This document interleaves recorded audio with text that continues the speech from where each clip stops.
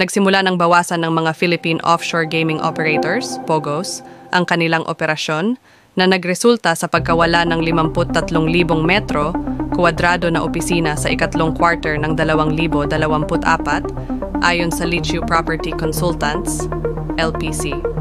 Ito ay kasunod ng anunsyo ni Pangulong Ferdinand Marcos Jr. na pagbabawal sa POGOs sa kanyang State of the Nation Address, SONA, noong Hulyo dahil sa matinding pang-aabuso at kawalan ng respeto sa mga batas ng bansa.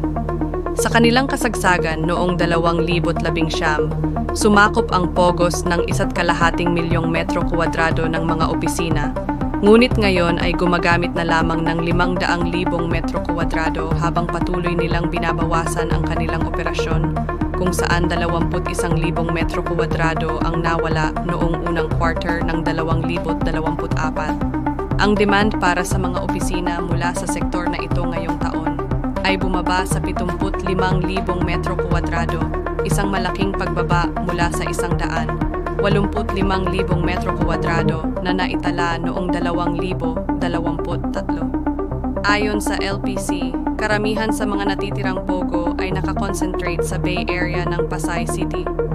Ang sektor ngayon ay bumubuo na lamang ng 8% ng year-to-date leasing activity, malayo sa kanilang dating dominasyon na 45% bago ang pandemya. Sa kabila ng pagliit ng POGO sector, ipinahayag ni Miko Baranda, Commercial Leasing Director ng LPC, ang kumpiyansa na matatag ang real estate market at kaya nitong saluhin ang epekto ng pag-alis ng POGOs.